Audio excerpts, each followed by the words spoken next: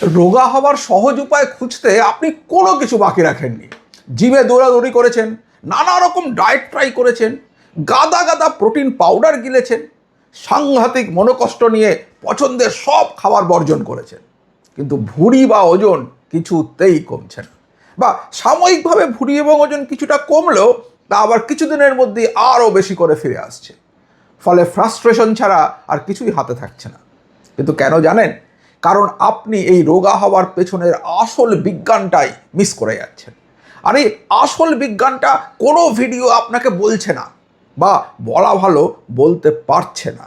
তাই এই ভিডিওতে আমি আপনাদের সঙ্গে বিজ্ঞানের সেই আসল কারণগুলি শেয়ার করব, যা জেনে ফেললে রোগা হওয়া এবং রোগা থাকা হয়ে যাবে একদম জলের মতো সোজা। তাহলে আর কি, ঢুকে পড়ুন বিজ্ঞানের সেই মজার দুনিয়ায় আর জেনে ফেলুন রোগা হওয়ার সেই আসল সিক্রেটগুলো। তাহলে চলুন আর কথা না বাড়িয়ে রোগা হওয়া শুরু করা যাক। নমস্কার, ফান্ডাদার আরও একটা জীবন বদলে দেওয়া সুপার ইনফরমেটিভ ভিডিওতে আপনাদের সবাইকে স্বাগত। তবে শুরু করার আগে যে কথাটা সবসময় বলি, ফান্ডাদা মানেই কিন্তু এরকমই চোখ খুলে দেওয়া সব ভিডিও, আপনাদের প্রতিদিনকার জীবনকে আরও একটু সহজ, আরও একটু সুন্দর করে তোলার সব ইনফরমেশন। এই চ্যানেলটাকে যদি এখনও সাবস্ক্রাইব না করে থাকেন তাহলে প্লিজ, আর হ্যাঁ, বেল আইকনটা প্রেস করতে ভুলবেন না কিন্তু, তাতে যখনই আমরা এই ধরনের দুর্দান্ত ভিডিও নিয়ে আসব আপনি সঙ্গে সঙ্গে নোটিফিকেশন পাবেন। তাহলে চলুন এবার ভিডিওতে ফিরি। রোগা হওয়ার সহজ এবং বিজ্ঞানসম্মত নিয়মের এই প্রথম পর্বে আমরা আলোচনা করব আমাদের দৈনন্দিন হ্যাবিট বা অভ্যাস নিয়ে।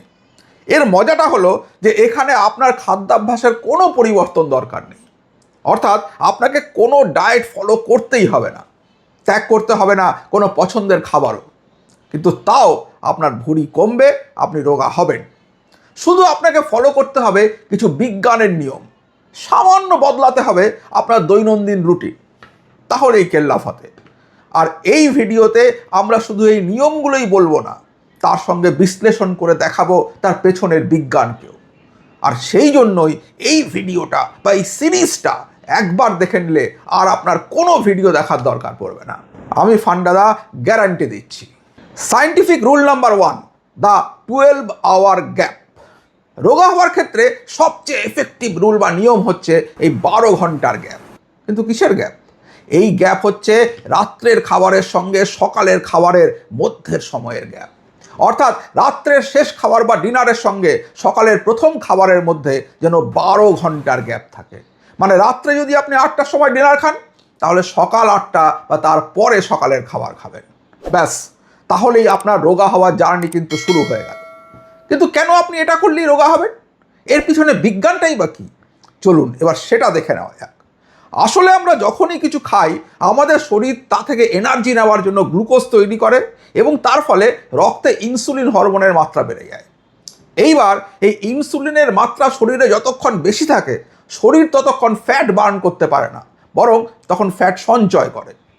রাতের খাবার খাওয়ার পর তা হজম হতে এবং ইনসুলিনের মাত্রা স্বাভাবিক অবস্থা মানে বেস লাইনে ফিরে আসতে প্রায় 4 থেকে 6 ঘন্টা সময় লাগে।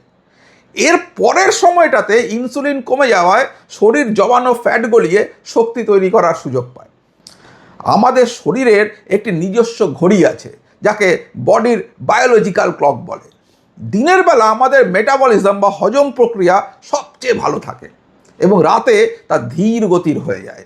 তাই রাতে দেরি করে খেলে সেই খাবার সহজে হজম হয় না এবং তা চর্বি হিসেবে জমা হয়। তাই রাত্রি 7টা থেকে 8টার মধ্যে খাওয়া শেষ করে সকাল 8টায় ব্রেকফাস্ট করলে শরীরের প্রাকৃতিক নিয়মের সাথে সামঞ্জস্য বজায় থাকে, যা শরীরের ফ্যাট কমাতে সাহায্য করে। ফলে আপনার ভুঁড়ি কমে এবং আপনি রোগা হতে থাকেন। কিন্তু তাহলে কি শুধু এটা করলেই রোগা হয়ে যাবেন? হ্যাঁ, হবেন, কিন্তু অনেকটা সময় লাগবে। কিন্তু যদি আপনি সেই সময়টা একটু কমিয়ে আনতে চান, তাহলে আপনাকে ফলো করতে হবে বিজ্ঞানের দ্বিতীয় নিয়ম, scientific rule number 2, the food sleep equation. বিজ্ঞানের এই দ্বিতীয় অভ্যাস আপনার রোগা হওয়ার জার্নিকে আর একটু গতি দেবে। রুলটা কি? খুব সহজ। আপনার মেজর মিল অর্থাৎ সকালের খাবার, দুপুরের খাবার এবং রাতের খাবার, এগুলো খাওয়া এবং বিশ্রাম নেওয়া বা ঘুমোতে যাওয়ার মধ্যে যেন 2 ঘন্টার কাছাকাছি ফারাক থাকে। অর্থাৎ খাবার খাবার পর 1-2 ঘন্টা যেন আমরা শারীরিকভাবে সচল থাকি এবং হালকা কাজকর্ম করি। সব থেকে ভালো হয় যদি আমরা একটু হালকা পায়ে হাঁটতে পারি। এটা করলে কিন্তু আমরা আরও দ্রুত ফ্যাট ঝরাতে পারবো এবং আরও দ্রুত রোগাও হতে পারবো। সোজা কথায় ভরা পেটে বিছানায় যাওয়া মানেই ফ্যাট লস জার্নিকে নিজে থেকেই কঠিন করে তোলা। কিন্তু এর পেছনে বিজ্ঞানটা কি?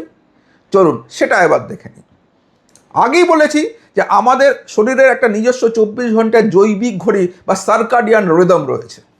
সূর্যাস্তের পর বিশেষ করে ঘুমানোর সময় যত এগিয়ে আসে, শরীরের মেটাবলিজম বা হজম ক্ষমতা এবং ইনসুলিন সেন্সিটিভিটি প্রাকৃতিকভাবেই কমতে থাকে। ঘুমানোর ঠিক আগে ভারী খাবার খেলে শরীর সেই ক্যালোরিগুলোকে শক্তি হিসেবে খরচ করার সুযোগ পায় না, কারণ ঘুমের সময় শরীরের শক্তির চাহিদা একদম কমে যায়। ফলে ইনসুলিন রেজিস্ট্যান্স সাময়িকভাবে বেড়ে যায় এবং শরীর ওই অতিরিক্ত গ্লুকোজকে সরাসরি ফ্যাট হিসেবে জমা করতে শুরু করে। এছাড়াও অন্ধকার হওয়ার পর এবং ঘুমনের আগে আমাদের মস্তিষ্ক থেকে মেলাটোনিন নামক হরমোন নিঃসৃত হয়, যা আমাদের ঘুমাতে সাহায্য করে। এবার মেলাটোনিন যখন রক্তে বাড়ে তখন তা অগ্নাশয় বা প্যানক্রিয়াসকে ইনসুলিন তৈরি করা কমাতে সংকেত দেয়, যাতে ঘুমের মধ্যে ব্লাড সুগার অতিরিক্ত কমে না যায়। কিন্তু আপনি যদি ঘুমানোর ঠিক আগে খাবার খান, তবে সেই খাবার হজমের জন্য শরীরের প্রচুর ইনসুলিন প্রয়োজন হবে।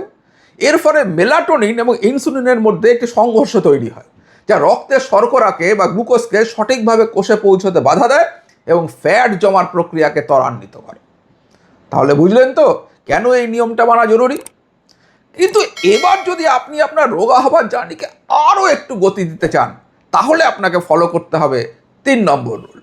Scientific rule number 3, the protein cycle.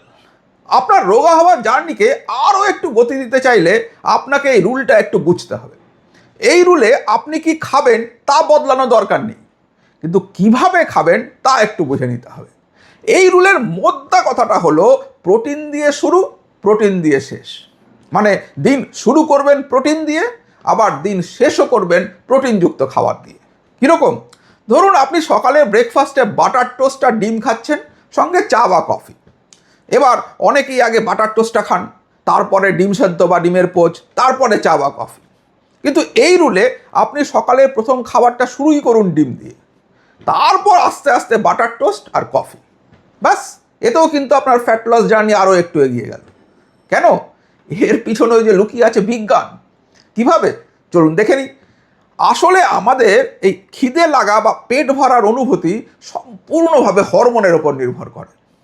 আমরা সকালের খাবার প্রোটিন দিয়ে শুরু করলে আমাদের শরীরের যে ক্ষুধার হরমোন গ্রেলিন, এর নিঃসরণ অনেক কমে যায়, ফলে অনেকটা সময় আর খিদে লাগে না। এছাড়াও প্রোটিন খাওয়ার পর পরিপাকতন্ত্র থেকে PYY GLP-1 এর মতো হরমোন নিঃসৃত হয়, যা মস্তিষ্কে পেট ভরে গেছে এমন বার্তা পাঠায়। এছাড়া প্রোটিন আগে খেলে রুটি, ভাত বা পাউরুটির মতো সিম্পল কার্বোহাইড্রেট কমপ্লেক্স কার্বোহাইড্রেটে পরিণত হয়, ফলে তা হজম করতে শরীরকে অনেক বেশি এনার্জি খরচ করতে হয়। একই কথা রাতের খাবারের ক্ষেত্রেও প্রযোজ্য।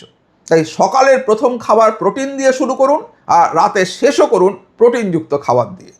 তবে এই বিষয়টা নিয়ে আরও অনেক কিছু বলার আছে, পরে আমি এই বিষয়ে একটা ডিটেল ভিডিও করব। আপনারা সাবস্ক্রাইব করে বেল আইকনটা প্রেস করে রাখুন। তবে যদি আপনারা সত্যিই দ্রুত ওজন কমাতে চান, তবে এর পরের পয়েন্টটা কিন্তু একটা মাস্টার স্ট্রোক। ফলো করলে ওজন এবং ফ্যাট কমবে একেবারে রকেটের গতিতে, না কোনো জিম, না কোনো ডায়েট। তাহলে চলুন মাস্টার স্ট্রোকটা দেখে নিই। Scientific rule number 4, the morning habit. এর আগের 3টে পয়েন্টে আমরা দেখিয়েছি যে রোগা হতে গেলে বা ভুঁড়ি কমাতে হলে আমাদের কিভাবে খাবার খেতে হবে।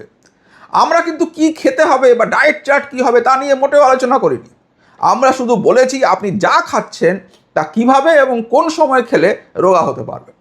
কিন্তু সেই পদ্ধতিগুলোর সঙ্গে যদি এই মর্নিং হ্যাবিটকে জুড়ে দেন, তাহলে এই রোগা হওয়ার প্রক্রিয়া প্রায় দ্বিগুণ গতি পাবে। কিন্তু কি সেই হ্যাবিট? সোজা কথায় সকালে ঘুম থেকে উঠে 1 বা 2 গ্লাস জল খান, তারপর বাড়ি থেকে বাইরে বেরিয়ে আধ ঘন্টা হাঁটুন আর 15 মিনিট ফ্রি হ্যান্ড এক্সারসাইজ করুন। না, কোনো জিম জয়েন করার দরকার নেই, তাতে লাভের থেকে ক্ষতি হওয়ার সম্ভাবনা বেশি। কিন্তু এই মর্নিং হ্যাবিট কিভাবে আপনার রোগা হওয়ার জার্নিকে দ্বিগুণ গতি দেবে, এর উত্তর লুকিয়ে আছে আবার বিজ্ঞানের মধ্যেই। আগেই আমরা বলেছি যে রাত্রের খাবার আর সকালের খাবারের মধ্যে 12 ঘন্টার গ্যাপ জরুরি, আর রাত্রে 7-8 ঘন্টার ঘুমও জরুরি। তার মানে সকালে ঘুম থেকে ওঠা এবং সকালের জলখাবার খাবার মধ্যে 2-2.5 ঘন্টা সময়ের গ্যাপ থাকবে। আর এই সময়টা লাস্ট খাবার খাবার প্রায় 10 ঘন্টা অতিক্রান্ত হয়ে গেছে। মানে শরীর এখন আর গ্লুকোজ থেকে তার এনার্জি পাচ্ছে না, শরীর এখন ফ্যাট বার্ন মোডে রয়েছে। এই সময় আপনি যতটা এনার্জি খরচা করবেন তা শরীর আপনার জমানো ফ্যাট থেকেই নেবে। তাই এই সময় একটু মিডিয়াম স্পিডে হাঁটা এবং হালকা ফ্রি হ্যান্ড এক্সারসাইজ আপনার ফ্যাট বার্নিং রেটকে 2 থেকে 3 গুণ বাড়িয়ে দেবে। ফলে ভুঁড়ি কমবে দ্রুত, রোগা হবেন তাড়াতাড়ি। সাদেকিয়ার 1000 বছর আগে খনা বলেছিলেন ভোরের হাওয়া লাখ টাকার দাওয়া। আর এই সব কিছুকে যদি আরও অ্যাডভান্স স্টেজে নিয়ে যেতে চান তাহলে আপনাকে যেতে হবে ফাইনাল চ্যাপ্টারে। Scientific rule number 5, the Japanese philosophy. এই বিশ্বে জাপান হলো সেই দেশ যাদের ওবেসিটি বা মোটা হওয়ার হার সব থেকে কম। কিন্তু কি সেই সিক্রেট? কেন অধিকাংশ জাপানিরা রোগা? কেন তাদের বেশিরভাগ লোকেরই ভুঁড়ি নেই? সেই উত্তর যেমন লুকিয়ে আছে বিজ্ঞানের মধ্যে, তেমনই সেই উত্তর লুকিয়ে আছে তাদের ফিলোসফি বা দর্শনেও। আর সেই ফিলোসফি মেনে চললে আপনিও তাদের মতন স্লিম অ্যান্ড ট্রিম থাকতে পারবেন আজীবন। তাই এর পরের ভিডিওতে আমরা সেই জাপানিজ দর্শন এবং তার পেছনে লুকিয়ে থাকা বিজ্ঞান নিয়ে আলোচনা করব। এখনও যদি সাবস্ক্রাইব না করে থাকেন তাহলে কি করছেন? সাবস্ক্রাইব করুন, বেল আইকনটা প্রেস করে রাখুন, ভালো লাগলে একটা লাইক দিন বা কমেন্টে জানান। শিগগিরই ফিরবো এরকমই দুর্দান্ত আরও একটা ভিডিও সঙ্গে নিয়ে। ভালো থাকবেন সবাই, সুস্থ থাকবেন। আজ তাহলে এখানেই শেষ করছি। বাই।